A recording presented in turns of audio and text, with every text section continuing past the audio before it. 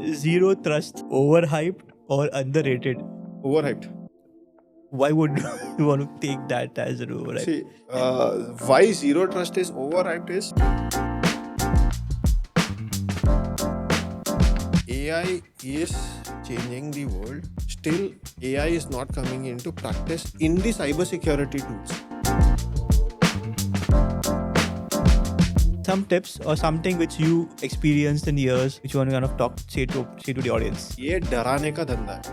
आपको पहले डर पैदा करना पड़ेगा. Once that डर goes into the hearts of the leadership, then only you can drive this. Any red flags which are overlooked? Cybersecurity teams are buried under work, and this goes into an endless loop.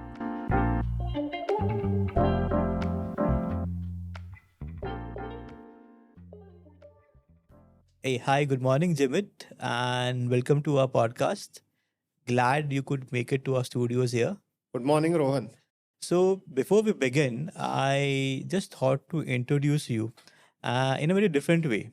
So, let's say if we all know that you are a cybersecurity expert, but if I introduce you as a guardian of digital trust, how would you define your role today? Cybersecurity and information security as a combination, it works as a guardian of digital trust because today there are no boundaries of digital data. The digital data is spread across the organization and also entering into the supplier networks. Okay. So today, even if I want to check where exactly the data lies, probably it's next to impossible to even confirm for any organization that where exactly the data is lying. And there exactly experts like us play a very crucial role. And cybersecurity guys have nightmare times at times in identifying RCA. Interesting. Which means guardians do have to burn oil at night. Yes, yes. And in next day morning, they would have deep red eyes. Great. So, typically when we think of cyber threats, most people imagine hackers. But the real threat today, I think, which we have seen post COVID, often comes through the supply chain, which we have seen in post COVID. So, how do you want to kind of take this? See, COVID was a time which has turned the world around and have made the world learn that everything is not dependent on people, but things can also operate with the help of process in combination with technology. And this combination has increased the perimeters of any organization, which was originally limited to the organizational boundaries. Now, those boundaries are probably spreading across. Boundaries can be like working from home, working from remote locations, or probably boundaries are endless today. Oh, wow. Interesting. So when you say boundaries endless, which means the cyber threats are also endless? Absolutely. Oh. And that's the place where endpoint security, which is the laptop or the desktop security, is playing an absolutely crucial role. Yeah. When data lies at all our endpoints. Absolutely. Because either my data is getting generated there, or processed there, or stored there, or probably a combination of all three. Wait. So then, while you're talking of data, so which is that one incident, maybe local or global, that you see truly woke the entire industry and kind of the supply chain vulnerabilities were discovered? Any such incident, if you could? So there have been multiple incidents in this space, but I would just like to take one of the incident which was known globally and to majority of us who are working in the technology and cybersecurity space, which was related to an antivirus solution where because of the failure of their change management, the change had impacted the core of the software or the antivirus solution, and that core was operating on the Windows core logic. Okay. And because of the failure in the antivirus, the Windows core failed, and directly Ah, there was blue screen of death across multiple endpoints, multiple servers, and as there was a failure on servers, there was a huge impact which had practically impacted a lot of BFSI customers, hospitals, airports, and probably even the logistics sector and airports. I think I getting which one you are saying that it had really impacted a lot. I think we had the airport operations also down there. Even Mumbai or Delhi, which Delhi, was Delhi. Delhi. Oh, okay. Yeah, I think we all know which incident is that. It was truly an eye opener for each of us. correct. Um, Great. But then when we talk of such incidents, right, supply chain becomes utmost crucial.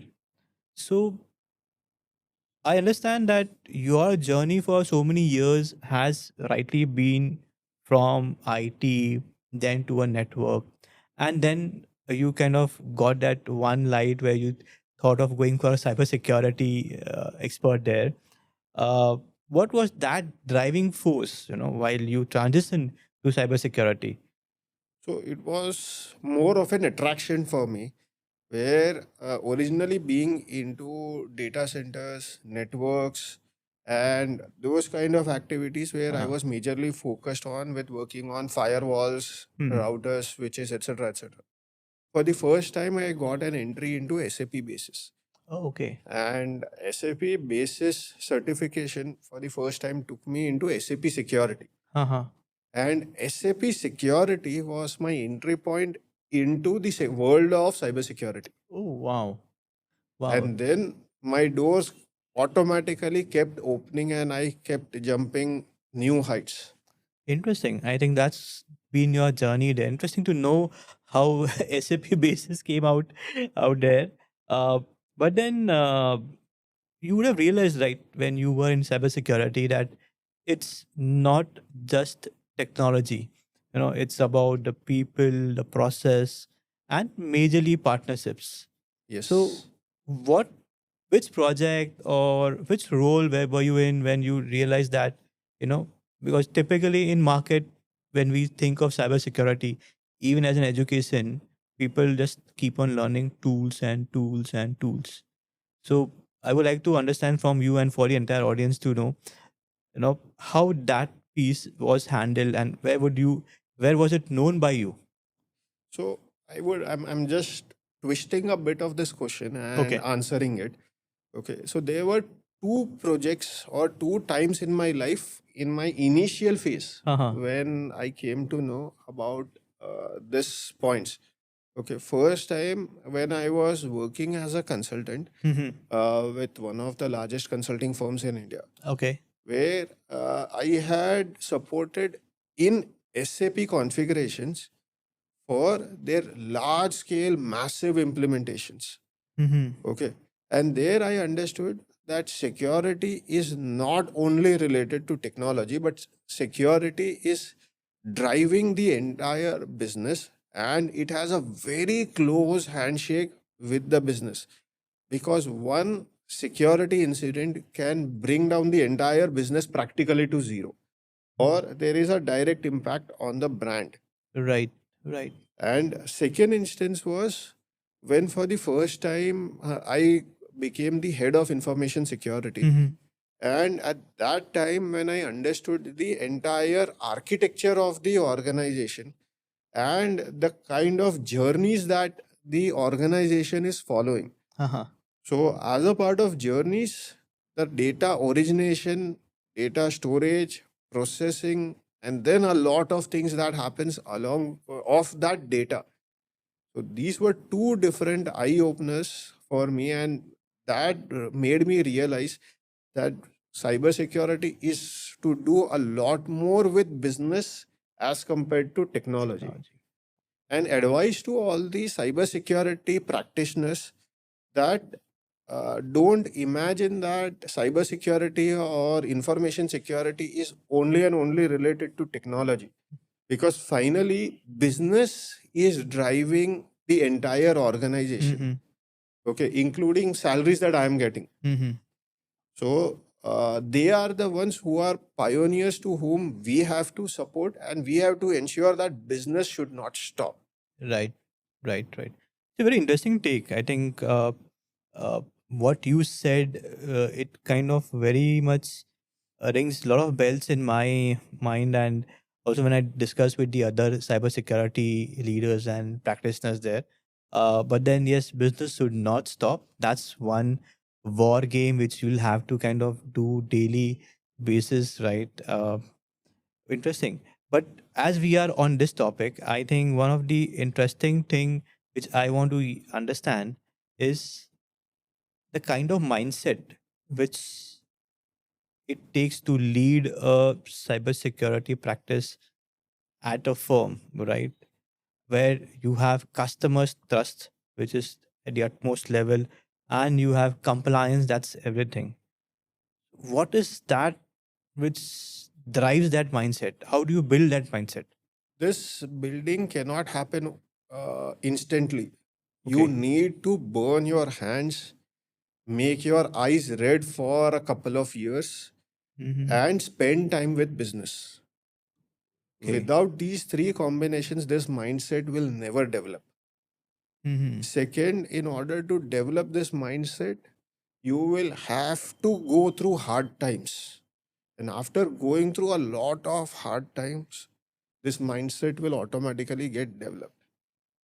And last point, as an advice to all my listeners, would be that please, as a cybersecurity expert, keep your eyes and ears open all the times, because we are living in a changing world. Right. And today I am sleeping, but tomorrow morning there will be a change. Right. Right. Right. But isn't that hard to keep this mindset awake daily or be as you wake up, right? You have to make sure that you wear a jacket, you wear everything, and you're going back and you have to get that mindset back. Yes, it is difficult, but over the time it will get developed. It will get developed. Oh, interesting.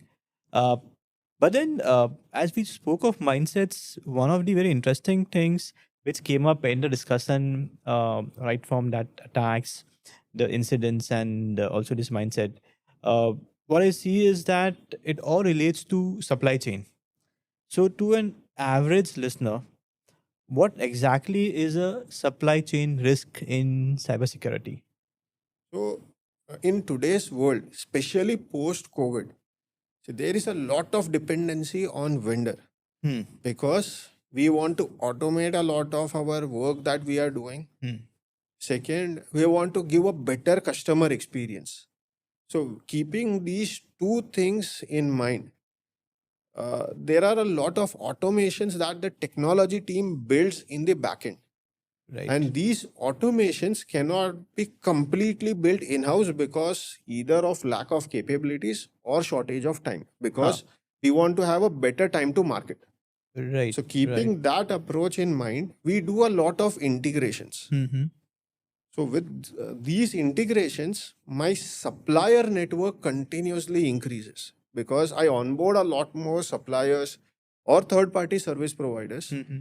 who helps me in fastening my time to market Right. and Right. having a better quality experience to the customer. So I think nowadays businesses are looking very fast forward in time to market, Right. and where suppliers also play a very major role. So uh, when we are talking about this, I think uh, the n number of suppliers who join the business, where the business is trying to do a time to market, which is very fast, as you said. Uh, but then it can be dangerous, right? The supply chain attacks, which we typically hear in our news or industries, right?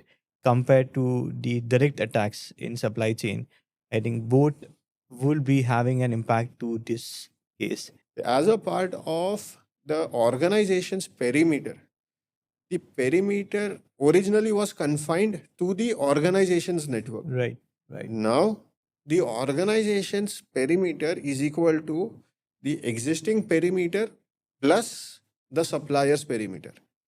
And how many suppliers are there? Now that you need to maintain an inventory. And in today's world, the biggest challenge is inventory of suppliers. Wow, interesting. I think we're always hearing of inventory of our assets, maybe hardware or software, bill of material. But I think what you are pointing out to is a bill of material in terms of suppliers. Yes. And bill of material is secondary. I'm only talking about is a very primary point is how many how many suppliers do I Suppliers do have? you have? That mapping is going to take time. I think across departments, across practices. Correct. And there the biggest challenge is there are large scale suppliers who, from your billing perspective, there will be a single payment going to that supplier. But if I look at it internally, they are connected to multiple departments and offering different kind of services to different departments. So my payment is going single, Right, right, but right. services are multiple. Multiple. That also is supply chain. Yes. Wow. I mean, very different take there. Uh, so, having said this, one example which wherein uh, uh, which you could share that uh, runs so deep in this supply chain that it created havoc or it stops the industry. Any some incident, one example as we are talking about now the massive if we have one PO going to one vendor, but basically he's attached to 50 different departments there. On that note, but then going ahead, an incident which can go so deep that it In creates. fact, one of the incidents which we just spoke about before was related to an antivirus on a similar Yes. note. But I would love to share two more examples on a similar Please, note. yeah, we would love Okay. that. So one of the examples is a global example where one of the cloud service provider was down. Okay. Where the organizations were dependent on the cloud service provider directly, indirectly. And since the cloud service provider was non-operational, massive number of organizations and industries were impacted, and not only of that country but globally, because they had directly or indirectly a lot of dependency. Because say there was some organization operating in China, but there some of the suppliers were operating in that region. Oh, So since my supplier network is huge, right. my perimeters are touching there. Wow. So this was a global incident. Second incident, on a very different note, probably you may not be able to relate it to cyber. I am relating it to cyber, Okay. where there was a cyber incident in one of the power sector industry, and because of which there was a failure in their SCADA system. Because there was a failure in the SCADA system, the power supply was down for at least 6 to 8 hours. Wow. And 6 to 8 hours of power failure, because of which a lot of data centers usually have a power backup, which is their UPS backup for around 3 hours and a DG backup for around 3 years. That entire thing got exhausted. And then the entire data centers were shut down. Oh man. Wow. There was a cyber incident at a different place. But that cyber incident had an impact to practically a massive number of organizations. Then see, as we spoke of these incidents, but then if you see in India or we see in our companies or firms out there, we talk of digital transformation. And transformation means you have cloud, you have APIs, you have outsourcing. Right. Again, it expands the attack surface. Correct. So how do you kind of take this? Because it's it's kind of saying that, hey, look, I want to catch a train, but to catch a train, I need to take a rec, I need to take a bus, I need to take a Uber. From the last mile to last mile, I have to do a lot of actions to reach that train station. Correct. So this is like the same thing, right? Transformation requires cloud, requires APIs, requires vendors. And as we get in more people, more vendors, more technology, the attack surface keeps on increasing there. Correct. So as a CISO, it would be a nightmare. I just want to have one take on this. One, I'm driven by business.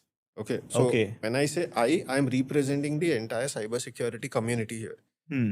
So, as a part of the entire cybersecurity and information security community, I we all together cannot stop business. Second, digitalization is the trend, and we have to be with the trend. Okay. Digitalization has too many advantages to the business because of which it can increase the business speed. Their operating costs can come down, the overheads can come down, and last but not the least is a better customer experience. But Hmm. the reverse impact of it is the load on cybersecurity professionals is increasing because of that.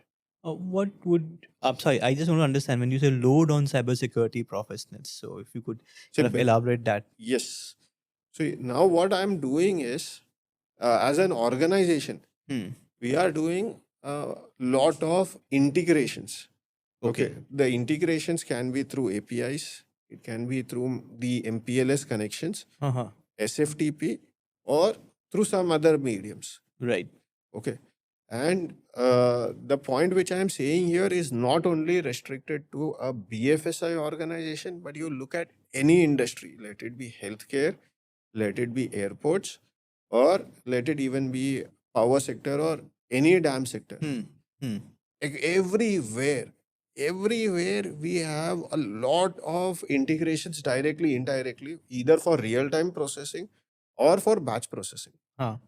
So, with that point in mind, as a business driver, now as a cybersecurity professional, we need to assess the risks not only related to the organization where the person is working, but also of the organization which is now getting integrated with this perimeter. So let's take for an example, there is a person called as Mr. X. He Okay. is working with a company called as A. Now A company is integrating with B and C, Hmm. with Hmm. two organizations for some work. So now, as a cybersecurity professional, Mr. X will have to review not only security posture of A, but also of B and C.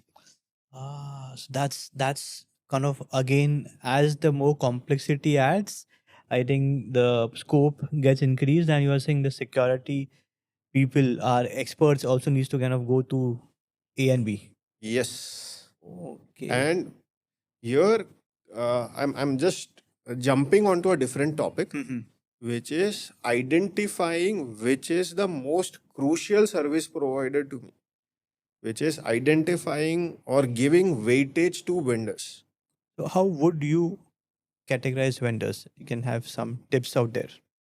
So vendor categorization, there is no standard methodology Okay. because each organization and each industry has a different way of working and different requirements altogether. I cannot compare the requirement of airports with the requirements of a BFSI sector and vis-a-vis with a healthcare sector. Hmm.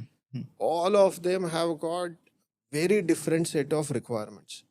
But keeping that in mind, each and every sector can define their own priorities and their own set of risks, basis which they can come out with a framework and define criticality of the vendors into three or four categories like high, medium, low, or critical, high, medium, low, Okay. and accordingly prioritize the vendors.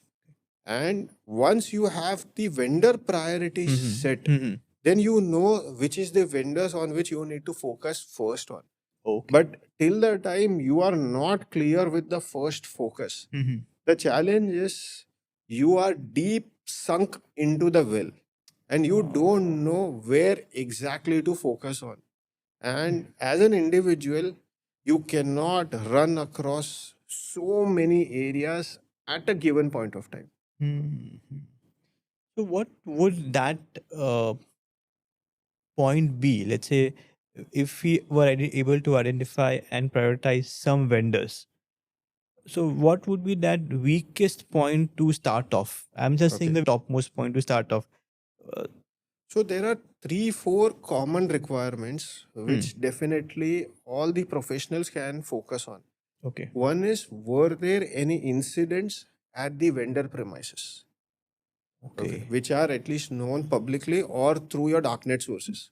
Because majority of the organizations have their dark web monitoring partners or the brand monitoring Yes. partners who can help you with this information. Yes. Second is, there are partners who can help you with the cybersecurity risk score of the vendors. So this you can generate once you are at least aware of a pool of your high risk vendors. I'll not Okay. classify it as critical and high, Hmm.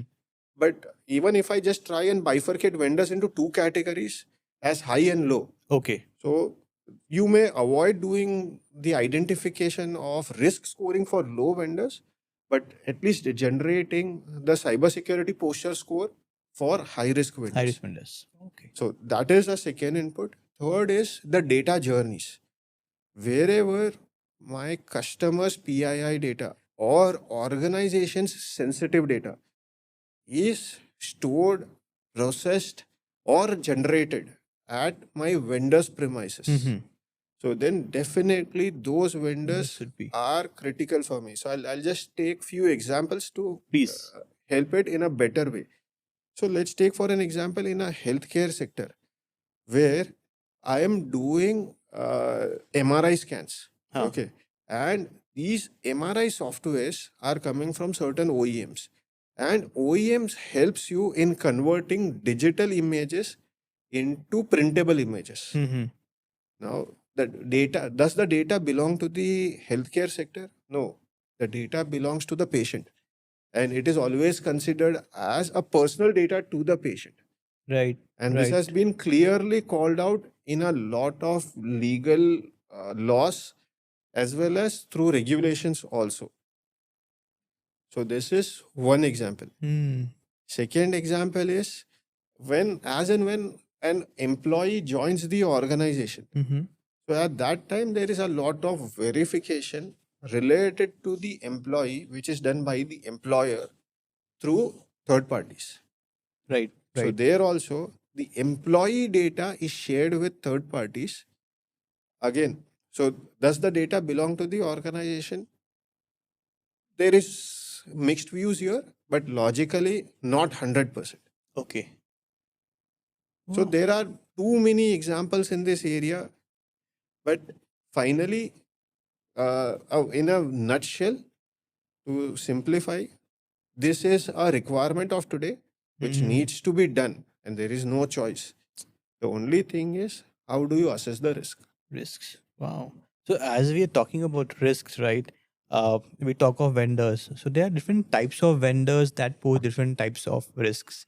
So let's say we have software suppliers, we have IT service providers, or maybe infrastructure partners.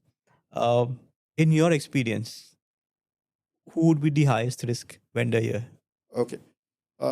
So while answering this question, okay, I'll answer this in two parts. Okay. One, there is no straightforward answer to this question Hmm. because this is something which is completely dependent on the industry and organization. And there is no clear cut demarcation that this vendor is critical across the industry. Okay. So this is something very subjective answer. So, but to support this answer, see, wherever there are direct connections to the vendor, which can be either through my MPLS connections or through APIs, where the data journeys are happening in real time basis, definitely they possess a higher risk Okay. as compared to my offline connectivities Offline where categories. the data journeys are happening either through SFTP or through email or through some other form. Well, I think what I understand from your take is that each business should kind of assess the risk, understand the vendors, prioritize it, understand the weakest link in that vendor, get certain tools or platforms to help you score it, and maybe then take actions accordingly. Is what. but it's a huge task. I think this entire piece is, as we say, it is fine, but this requires immense amount of time, people, and technology. Any organization, if they have not yet initiated this activity and they initiate this activity for the first time, it will minimum take a year to establish this, Wow. and industry average is close to 16 months Wow. just to Wow. complete one cycle of starting from preparing the inventory of suppliers or Mhm. vendors and with the first cycle of assessment. That's And this is the quite first steep. cycle. It's quite steep. You know, the duration itself is 16 months. Wow. Great. So, what would that strong third party risk management practice be, if I have to say you? Like, as you kind of took us through this journey, can you help us with some process pointers as how would a third party risk management practice look like for Okay. somebody who kind of start off it? Okay. See, so there are three journeys that they need to focus on. Journey number one is new vendor onboarding. It's an easier task. Mm-hmm. The second task is uh, the existing vendors Huh. to whom we are connected, which is a massive and a head breaking task. Okay. And the third journey is vendor offboarding, where we are ending or terminating the vendor. Ah. Okay, so these are the three different journeys. So to start with, as a new practice, first at least start the risk assessments of the newer vendors which are getting onboarded. Okay. Because existing vendors which are already there in place, it is difficult to touch them because my journeys are already onboarded, they are already in operations. So Right. something which is in operations, you cannot bring a change overnight. But at least this is the first thing where you need to define at least basic requirements that you want a vendor who is certified with standards like ISO 27001, or they are able to provide you SOC 2 Type 2 reports, Right. or if you are into a different healthcare industry or banking industry, then they should be either PCI DSS certified or HIPAA certified. They are meeting your industry requirements, whatever your industry is demanding. Right. They should be able to at least meet those requirements, and the vendors which are coming in should not be vendors who are too basic and they are not even able to meet the bare minimum compliance requirements. Then the entire compliance headache shifts to the technology team and the cybersecurity team, which again becomes a different challenge. Wow. But then when these vendors either, as you said, onboarding during the vendor time and when offboarding of the vendor, I think we have seen that maybe onboarding and during the time, you know, a lot of IT and security is taking place, but offboarding is just like a contract is signed off and it's closed, right? Post that, we may not even talk to that vendor. Correct.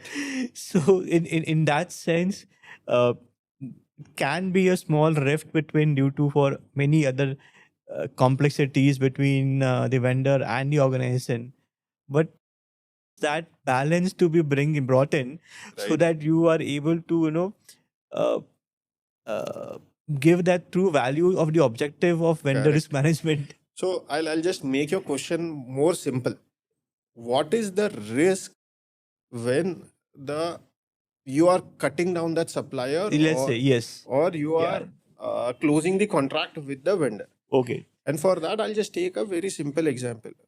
Globally, there are so many mints. Mints is a place where your notes and coins are printed. Okay. And this happens with a die. Die is nothing but an engineering product under which my coins will get either minted or my paper will pass through and my note will be getting printed there. Yes. Okay. So in one of such mints where they decided to decommission that die, okay, and they had simply broken. So that die was being prepared by one of the vendor, Okay. and they decided to terminate the contract with the vendor. Uh-huh. And when they terminated the contract, the vendor took the die, and in front of that mint, they simply cut that die into 4 parts, and it was thrown away. Right. Now, when it was thrown away, again, the vendor very well was aware of its design. Huh. Okay, and what the thieves did was they collected the 4 pieces of the die, Sure. again approached the same vendor, they designed the die again, and now they were artificially printing the notes. Wow. So this is not related to cybersecurity, but But an example which very practically nice.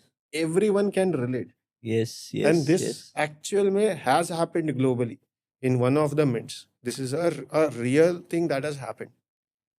I'll not name the country, but this has happened. Right. So it's a very different take on what you said is even if you're cutting off or offloading a vendor, I think still it's not the end. The end Correct. game is still on. Exactly. Wow. So with keeping that piece in mind, there are two preventive controls which Uh-huh. needs to be there. See, one, vendor has either a lot of IP related information, which is the Huh. organization's intellectual property, Hmm. or they have a lot of organization's data. So this needs to be supported with a formal agreement that Okay. you cannot share the IP for X number of years. Yes. Right. And same way, data has to be purged Hmm. from the records. And the last point which people forget here is about logs, that they need to retain the organization logs for their compliance period, which can be 3 years going up to 8 years, 10 Oh. years, so that even in future, if there is any kind of incident or forensic requirements or whatever be the requirement, then the vendor has to support, and they are legally binded to do that. Okay. Else what happens is I terminated the vendor or say on 1st of April, Hmm. and then there is some fraud case or some kind of police investigation which comes say in the month of December or January, which is 9-10 months down the line. Hmm. And that says I have terminated. I have not retained any logs.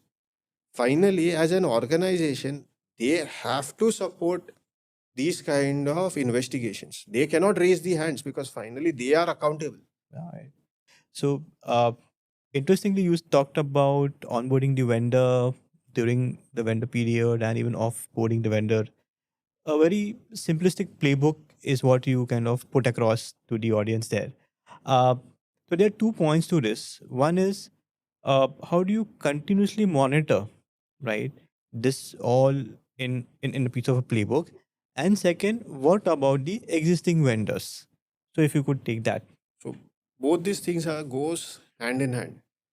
Okay, because as my existing vendors, we need to go about with them year on year. So when I say Okay. go about year on year is one, the inventory of suppliers and third party service providers needs to be updated continuously. Second, what happens is with the existing service providers, my nature of business continuously is modified. So, what are the newer services that I have added with the vendor, or what are the services which I have offboarded from the vendor? That also needs to be captured. Oh, Okay. interesting. And last is how do you continuously assess the existing vendors? So, for that, there should be a framework in place Mm-hmm. which should be at least reviewed on an annual basis. That is my framework okay as of today, although the framework was say prepared 2 years 3 years back. So at that point of time the framework was okay with the risks at that point of time, but is it still valid as of today? Okay. So So interesting. When you say frameworks, so obviously the framework then would involve risk scoring, correct. maybe due diligence, which is there. So do you follow some frameworks like the NIST or the ISO 27036, or is there any customized framework which has to be done? And if at all, do we keep on changing the framework, or we should continue with the framework? So as per my understanding, there is no one fit for all wala framework, Okay. because each industry has a different set of requirements, and those requirements will again vary subject to your organization. Okay, but keeping that in mind, a combination of multiple frameworks, majorly a combination of ISO, NIST, and TIA. Okay. This really helps. TIA is nothing but which is the US based organization. TIA is what TIA. you said. Okay. Yeah. So it is nothing but IEC. It is also called as IEC. IEC. Okay. So the combination of these three frameworks would definitely help, supported by your industry requirements. Because definitely the industry and organization requirements have to be embedded 101% into the framework. Even if you don't follow the global standards, it is okay. But you have to ensure that your organizational requirements are embedded into the framework, Wow. because finally you have to align your requirements to the organization, not to the Not frameworks. to the framework. Yeah. That's the Great. intent here. That's the intent. Interestingly taken that we should align with organizations and their goals, while frameworks should kind of support it in Right. achieving their goals. Well, you spoke of this, but then how about letting the audience know how much of the vendor audits we need to perform, or how Okay. deep we need to kind of go to this? Yes. And obviously, you must have done n number of vendor audits. Any red flags which are overlooked and kind of just gets down the bed? So this is a very, very, very interesting question. And see, if this is not done in the right way, Mm-hmm. cybersecurity teams are buried under work. So they just keep doing work, work, work, work, work, and Okay. this goes into an endless loop. So the break to this, or we say breaking the Chakravyu, Okay. is nothing but first prioritizing the vendors. So define a very simple framework which can help you in generating risk score for the vendors. You Mm-hmm. generate score in whatever way, score out of 5, score in terms of percentage, or score basis the criticality as critical, high, medium, low. But define some framework which can help you in prioritizing the vendors. Okay. That is point number one. Now, once you have prioritized the vendors, then first perform the vendor risk assessments of your high risk vendors. So Okay. let's take for an example, you are categorizing vendors into three buckets, which is critical, high, medium, high, medium, low. I believe. Okay. So you are categorizing vendors into three categories as high, medium, low. Now, first you need to focus on is high vendors. Mm-hmm. Once you are done with high, then medium, and then if you have the bandwidth permits, then focus on low. Okay. So that usually what happens is there is a principle of 70-30. Your high risk vendors, say you have 100 vendors in your bucket, usually your high risk vendors will not exceed 10. That's the Right. industry trend. But these 10 vendors will account to 70% of your risk. Okay. Okay. So already by doing the assessment of 10 vendors, you have at least covered 70% of the risk. Now, Right. your balance medium set vendors will be close to 30 to 40%. And this will cover close to your 22% of the risk. Hmm. So by doing assessment of these two vendors, your 92% risk has been covered. The balance set of close to 60% vendors will account to 8% of the risk. Oh. So this is the standard industry trend. The percentages may vary a bit Vary. here and there. This is just an industry average. Interesting take on how to look at this as an approach, as you said, of 70-30, and then 20% taking the 70% of your risk. That can be a very good start for people to kind of look at their vendor risk management and Correct. supply chains out there. And just to add something here, Mhm. okay, see, there are many regulators also who have bought in mandates here. Like one of the example is the RBI IT outsourcing master direction. Yes. and second is the RBI's IT governance risk and compliance master direction, where they have mandated of doing third party risk assessments who are either your IT suppliers or your business service providers, and defining a framework, and they have mandated that your critical and high, so if you are they are mandating that you need to bucket it into four buckets or two buckets as high and low, Hmm. or critical, high, medium, low, and you need to assess your critical and high vendors on an annual basis, Wow. compulsory. That actually is helping the organizations on assessing the risks. So I think we spoke about the SOP as you mentioned about monitoring, and we spoke about the three areas there.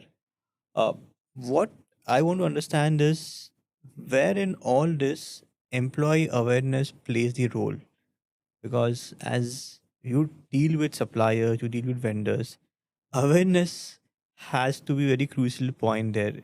Maybe how would you take that?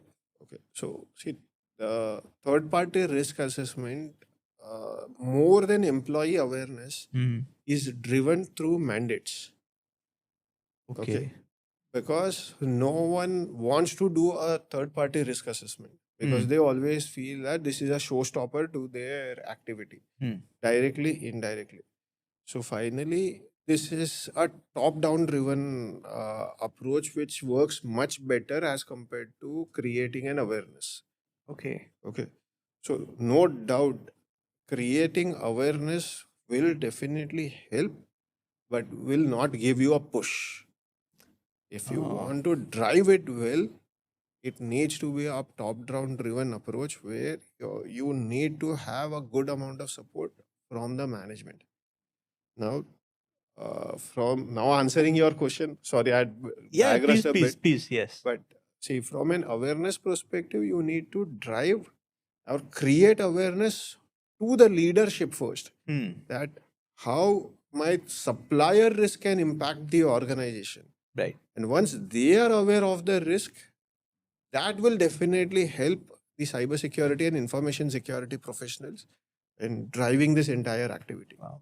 But then that's always been a challenge, right? In financial services sectors, speed to market has been everything, Mhm. and striking the balance between innovation and risk management, walking a thin line.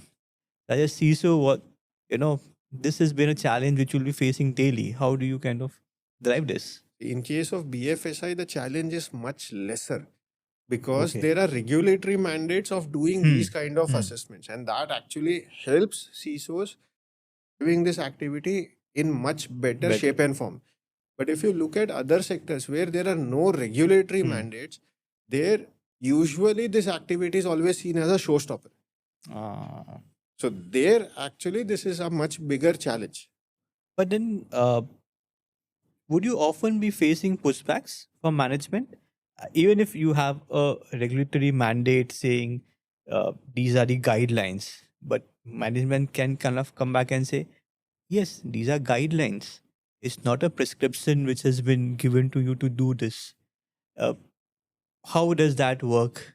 Okay. So I'll not use the word here as management, Okay. but I'll always say that yes, pushbacks will come from business Okay. or the teams who want to onboard the vendor because they have to meet the Ah. timelines. The project Hmm. teams have to ensure that their project gets delivered on time. And that's why usually cybersecurity team is practically last or second last in their priority list. That's true. That's very true. Okay, and they just want tick in the box and they want to move ahead fast, And uh, make it live. make it live, and this is a very standard practice across the world. So that's the place where, as a leader, you need to withhold the land. You need to stick to the ground.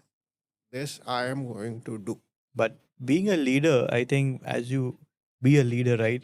Uh, you're wearing that hat in which you'll have to convince the business that hey, look, security is not a cost center, but it's a growth enabler. I think some tips or something which you experienced in years, which you want to kind of say to the audience. a bit shrewd language that I would love to use here. Okay. See, ये डराने का धंधा है. हाँ. आपको पहले डर पैदा करना पड़ेगा, डराना पड़ेगा लोगों को. Hmm. Once that डर goes into the hearts of the leadership, then only you can drive this. True. I think that's well said, and that's क्या कहते हैं उसको, मतलब आपने डर के आगे जीते. वो एक चीज़ है. To take a take discussion to a very next level, uh, we spoke of regulators like RBI and certain sharing their standards and about vendor risk management in India. But now we have DPDP, which has just come through. Any impact towards the supply chain and the DPDP, which you have seen, would be major. Yes. There is a huge impact, and not only because of DPDPA, but also there is a act which has been come out related to healthcare sector also. Okay. So both these acts are related to the PII data. When I'll just try to simplify PII data for everyone, which is personally identifiable information, Hmm. which can help in identifying the identity of an individual directly or indirectly, or any data associated to the identity of an individual. Hmm. So just 2 to 3 examples, like my Aadhaar number directly reveals the identity of an individual. Driving license directly, indirectly helps in revealing the identity of an individual. Against that, the healthcare records. So they are indirectly associated to the identity of an individual, but they are considered to be private to the individual. Because as an individual, no one wants to share their healthcare records, let whatever be the reason, but no one wants to share. And that's why healthcare has also come out with such kind of laws. So, great. Convincing management is what I think you said very bluntly there. But then, what is it that takes to maintain the security posture, kind of without creating a friction, into your day-to-day operations? Because when we look at security, people say, "Let's not go to him. He's going to be prepared. Give me a bit of to-dos, and my project is not going to go out there." Right? Something which you would have to share. As a leader, you have to take tough stands at times. Okay. You have to become a shielding wall for your own team and take the heat, and just ensure that you stand like a China wall for the organization, for the team. Okay. Create a, what we say, process which mandates that this process has to be done. Only post that you would be providing the sign off. And without sign off, things cannot move ahead. Like, I'll just try to compare this with ISO 27001, where it speaks about change management, and the change management sign off has to be provided by the security team. Right. And only post sign off, the changes can go into production. Production. So, Yes. in a similar way, even for third party risk assessment, you need to define a similar process that any new vendor onboarding or even the existing renewals cannot happen without the sign off from InfoSec team. Okay. But would sometimes soft skills or out of the way box help in Yes, 100%.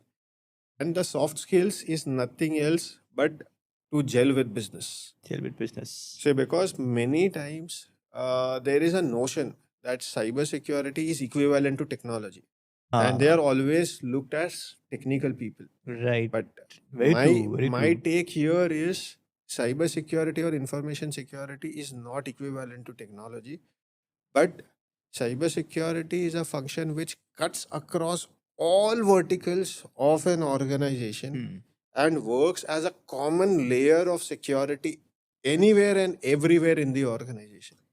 So let's take up a next segment about cyber resilience.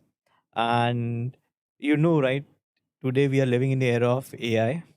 And what does the next generation supply chain security look like to you? Is it like an AI driven monitoring, zero trust, or a blockchain based verification? What's your kind of piece of take on this? See, AI is changing the world where it is helping a lot of business processes move a lot more faster. Okay. But against that, in case of cybersecurity, still AI is not coming into practice in the cybersecurity tools Okay. because AI possesses a lot of risks. AI on its own has a lot of integrations in the backend. Right. And this is a true fact. And this is a great fear in the minds of cybersecurity OEMs. And that's why they are not bringing in artificial intelligence into cybersecurity products. Oh, And AI interesting. is only coming in the business products. So, as a safeguard to the professionals who are in this area, AI is a nightmare for people going down the line. But to safeguard, you have to just ensure one, how you are defining the perimeter of AI. Okay. So, AI is usually done majorly on cloud services. Mm-hmm. And within the cloud services, you have to clearly call out what will be the perimeter, what all services will be used within the AI, and clearly call it out in the agreements or in whatever be the form of documentation that you are going into with the partner. Okay. This is the only safeguard for artificial intelligence.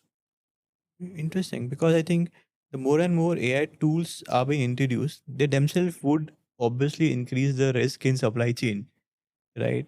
Um, Getting in boundaries is what you said. Getting the perimeter of AI right is what you said. Good step to kind of take this piece in supply chain and manage that AI risk which is there. But do you feel that the CISO's role is evolving from being a firefighter to being a strategic leader? See, in fact, CISO's role is now going boundaryless. Boundaryless. Can you Yes, can you take that point? because now what is happening is originally CISO had certain boundaries because they knew that yes, all my assets are located in one, two, three data centers Mm-hmm. or probably in few of the cloud environments. Right. But after the growth of third parties, my boundaries have got extended to practically entire globe. And Mm. with that, the role of CISO has also gone boundaryless. There is no boundary which can curtail or say that this till this boundary is my security responsibility. After that, it's not my responsibility. Oh. Okay, so that is challenge number one. Uh-huh. Challenge number two is with acts coming in place related to DPDPA, Mm-hmm. where it is clearly mandating you to protect the PII data, which is lying not only in your perimeter, but also in the vendor's perimeter, and clearly defining the accountability of the organization.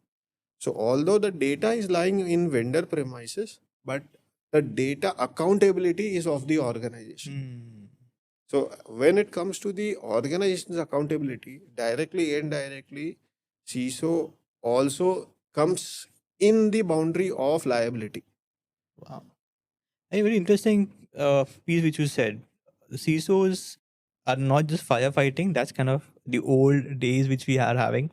I think are they strategy leaders by default? They would need to be strategy leaders, but I think the point which you now put across is CISOs are boundaryless. So, a very new insights which we hear about this. But then, what would be your advice to the new generation of security professionals or cybersecurity guys who want to kind of specialized in, let's say, vendor and supply chain risk management? My only advice to them is do not stick to technology, but also start learning the business side of the technology. Okay. That will only help you in elevating up yourself into the ladder. Because with technical skills, you may get elevated up to a certain level. But post that, having a business acumen and business understanding will only help you in growing up into the ladder. How about your peers? Any advice to your peers, to your CISOs in the industry, the fraternity? Yes. So, advice to my peers across all industry segments is do not take vendor risk assessment lightly, Hmm. because that is something which is a serious risk. And even if I look at top 10 risks of the space of cybersecurity, Hmm. which was recently published by Gartner, Hmm. even in that, third party risk assessment is there in top 3. Wow. Wow. It is very alarming, and I think it's a serious topic to be taken up. Do you prefer, do you have any references in terms where uh, CISOs or audiences can look out for certain certifications or certain resources which you prefer, that it's like an holy Bible, or it's like an holy grail, it's like something which is a huge resource, like a knowledge resource there? So let you be representing any industry. Huh. But what I would just suggest is go through 2 RBI master directions, starting with RBI IT outsourcing master direction, Hmm.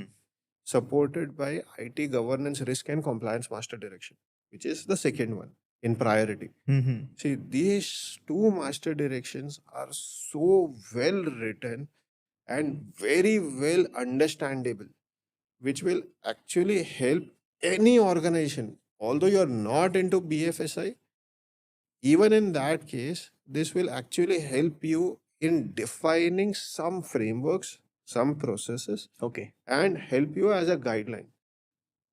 Okay. Oh, It's extremely interesting and very well designed for India. great. Great. Thank you. I think thank you for this particular insight which is there. So we are moving to our next segment. It is a very interesting segment. It's like a rapid fire, and we call it a quick fire segment, which is there. You're given a question and you are given two choices. You'll have to select either of the choices, and yes, you have a hamper to win about that. So let's begin. Sure. Yeah. Uh, so the biggest threat, negligence or overconfidence? Overconfidence. Confidence. Uh, would you rather have one strong policy or one lawyer vendor? Strong policy. I knew that. Great. But uh, zero trust, overhyped or underrated? Overhyped. Why would you want to take that as an overhyped? See, why zero trust is overhyped is because people don't understand zero trust uh, in true way. They always consider zero trust on its word, that is Huh. zero trust, do not trust anything. Whereas in reality, when we speak about zero trust, is minimizing the trust level onto the existing people and trying to automate a lot of things, Haha. where your dependency on people is reducing and you depend more on automations. Automation. Okay. Okay. So, Interesting. so in reality, problem is people don't understand zero trust with the word. Reward. Okay, that's it. Interesting take. The next one is, what's scarier, a malicious insider or a compromised vendor? Insider. Insider. Yes. Okay. If you could automate one part of security today, what would it be? I would first love to automate the processes which are followed by cybersecurity and information security teams, Mm-hmm. because although there are GRC tools available, but even after that, they are not aligned to the specific processes followed by the organization. And this is not only a problem related to one sector, but this is a common problem across the industry. Second problem is these GRC tools, they are so stubborn, especially the top-notch ones. Mm-hmm. I'm sorry, I'm a bit blunt here, but they are so stubborn that they will say that this is the process in the tool. You want to follow, then follow, Oh, or go for customization and pay us this X amount of fees. So wow. that is the challenge that we face. So although we pay a bomb for buying those Mm-hmm. GRC tools, but finally you will see they will only help you in solving 30% of your problem. 70% of the problem still is in the room. Wow. Uh, Interesting. Next is, in one word, what's the future of cybersecurity? Extremely bright. Right. Yes. Like if. We are going boundaryless. Mm-hmm. Second, a lot of integrations are happening. Uh-huh. Third, everything is in the mode of digitalization, supported by acts like DPDPA, Mm-hmm. supported by regulatory frameworks coming out from certain, coming out from RBI, Mm. SEBI, IRDAI, and interestingly, even authorities like oil authorities. Uh-huh. I forgot the authority name, Okay. but oil authorities as well as power authorities, Yeah. they are also into the mode of coming out with certain frameworks, and the draft frameworks are already in place. They are not in public, Mm-hmm. but on private We'll note have. they are in discussions. Wow. So Interesting. this kind of environment which is getting created in India is extremely good for cybersecurity professionals. Oh, interesting. Uh, Great. I think we have done with this round. Interesting take, which you have given, I think, a lot of insights on the zero trust piece which came up. Uh, and to moving to our very last segment, we typically call it as a reflections there. And the very first point which I want to understand from you, right? You protect organizations from invisible enemies, right? What does that responsibility feel like within? So, so this is very much individual persona based. Okay. So I'll just take this with a very simple example of the army who is standing on the border. Hmm. Okay, so if I'll just try to speak about two simple soldiers who are standing next to each other. Okay, which was shown in the border movie also, Hmm. where one person is affectionated to the motherland. Uh, Okay, and he loves his motherland, whereas the other person is just looking at it as a part of job. This is my job, that's it. right. Right. So it is very much driven by persona, that how Wow. you look at things. Very deep. Very deep. I understood this. I think I'm sure the audience would understand how deep this thought is and how the responsibilities would feel like. Understanding the love for motherland and just doing a job. Very, Correct. very interesting. When people think of heroes, they think of firefighters or doctors. But in the digital world, a CISOs are the firefighters of trust. What keeps you inspired to keep guarding? This is my passion, Mm. which comes from within, and that is something which drives me to wake up every day morning with full fresh energy. Okay. Wow. I think everyone should have a passion like you. I think I congratulate on this particular piece that you're holding your passion still date. And I wish you all the best that you hold this passion till what extent you could there. Uh, so what about your message to businesses or business leaders who still see cybersecurity as someone else's problem? See, one, cybersecurity is not someone else's problem, but finally it is a business enabler, because better the security, lower would be the downtimes. Hmm. Second, better the security would be lesser the impact on the brand names. But poor the security, you will always face some or the other challenges, because there's some or the other problem happening on the supplier's end. Hmm. Hmm. Hmm. Hmm. And with the digital era, which has started post COVID, and which is definitely going to grow for next 6 to 8 years at least. Ah. So keeping that piece in mind, business has to think that it needs to be savvy, Savvy. and it cannot run away from cyber. Wow. Interesting. Yes. And last, in one line, what does being a guardian of digital resilience mean to you? So it, in nutshell, it means to me only one simple thing. I need to protect the organization's data wherever it is lying, within my perimeter or within the supplier's perimeter. Wow. Very interesting, Jimit, because the passion for cybersecurity, the passion for safeguarding, the spirit to make sure the data is safe. I think these are some ingredients which we understood like a CISO should have, and uh, I'm thankful that you could kind of make it today and share your insights, your thoughts, and I hope you enjoyed with us today and look forward and meet you soon. Absolutely. I thank from bottom of my heart where you invited me for this podcast, which is the topic, one of my core interests and my real deep thoughts that I have on this piece. I could express, I could share, and I just feel that this should be helpful to the people who listen. Thank you for tuning into our podcast. If this episode inspired you, do share it with someone who should hear this. Do like, share, and follow our channel for more heroes like this.